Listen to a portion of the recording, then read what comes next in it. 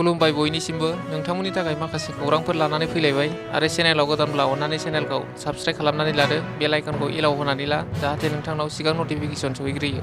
दानिया खोनासंलांदो। गिबि खौराङाव दङ चिराङाव आयेन बेरेखा हाथियार बोखांदों।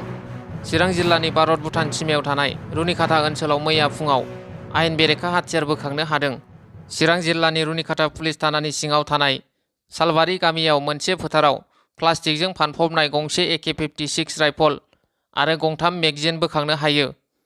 ओनसोलनि थागिबिफोरा रुनिखाता पुलिस थानानो खौरां हरो आरो रुनिखाता पुलिस थानानि बिबानगिरिफोरा सालबारि गामियाव सौफैयो आरो हाथियारखौ जब्द खालामो। बोखांनो हानाय गावग्रा हाथियारफोरा सिगांनि बिग्रायारि हान्जाजों सोमोन्दो दं होनना फोथायनाय जायो। दायो बे आयदानि सायाव नायबिजिरनायखौ जागायबाय होननानै मिथिनो मोननाय जादों। नैथि खौराङाव दङ केरेलायाव हरखाब गिथाव बाथाव लेन्डस्लाइड। अखा हानायजों हा गिसिखानायाव दासिम 158 सुबुंफोरनि जिउ खहा जाबाय होनना मिथिनो मोननाय जादों।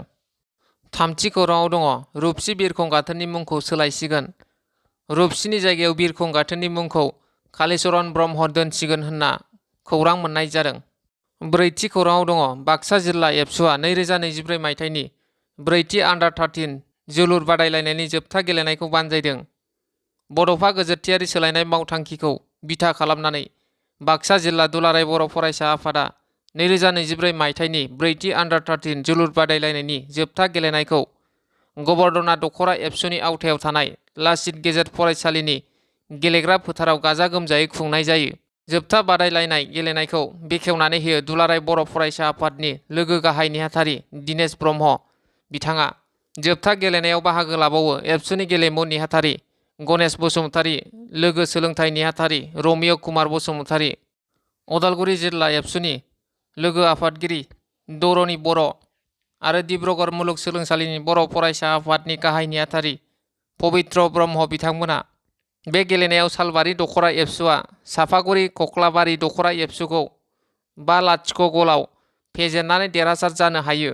सालबारि दख'रा एबसुनि कुनाल बर'आ साबसिन गेलेगिरि बान्थाखौ मोननो हादों। बाथि खौराङाव दङ गोजोनथाव खौरां vocal, tabla, Kathak, guitar, painting आरो हिप हप मोसानायखौ मोजां मोनग्रा गोसो गुदुं लाइमोनफोरनि थाखाय गोजोनथाव खौरां। 2024-25 बोसोरनि मुं थिसननाया सोलिगासिनो दङ। चिरां जिल्ला बेंटलनि सतबावना भवन न'ब्लाङाव राग music academia vocal, tabla, Kathak, guitar, painting आरो हिप हप मोसानायनि फोरोंथाया सोलिगासिनो दङ। बेनिखायनो गोसो गुदुं जानाय लाइमोनफोरा गोख्रैनो खौरां लानो हागोन। खौरां लानो थाखाय जानबुं नम्बर 9101016762 आरो गुबुन मोनसेबाव 9954167073 आव खौरां लाहरनो हागोन। द'थि खौराङाव दङ अरुणोदय मुलाम्फागिरिफोरनि थाखाय मोनसे गोनांथार खौरां। साफ्रोमबो अरुणोदय आसनि मोनगिरिफोरा 10 अक्ट'नि सिगां बेंकजों सोमोन्दो थानाय माखासे खामानिखौ मावफुंनानै लानो खावलायदों आसामनि गिबि मन्थ्रि डक्टर हिमन्त बिश्व शर्माया। गोदानै अरुणोदय मुलाम्फागिरिफोराबो बेंक एकाउन्टनि KYC आपडेट खालामनानै लानांगोन आरो आधार कार्ड आरो पान कार्डजों लिंक खालामाखैब्ला थाबैनो खालामनानै लादो। अब्लासो नोंथाङा 10 अक्ट'आव मोननो गोनां अरुणोदय आसनिनि 1250 रांखौ मोननो हागोन।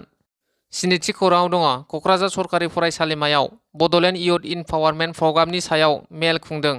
क'क्राझार सरकारि फरायसालिमायाव मैया बड'लेण्ड लाइमोन गोहो होनाय हाबाफारिनि सिङाव नडेल फोरोंगिरिफोरजों अरियेन्टेसन मेल हाबाफारि खुंफुंदों।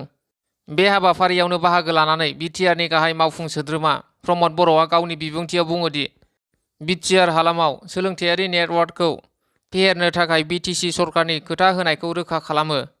बिथाङा इयुन जोलैफोरखौ जौगाहोनो आरो ओनसोलाव गासै जौगाथायखौ दैदेननायनि मोनसे राहा महरै सोलोंथायारि गियानखौ गोसारहोनायनि बिथांखिनि सायाव गोसो होदों।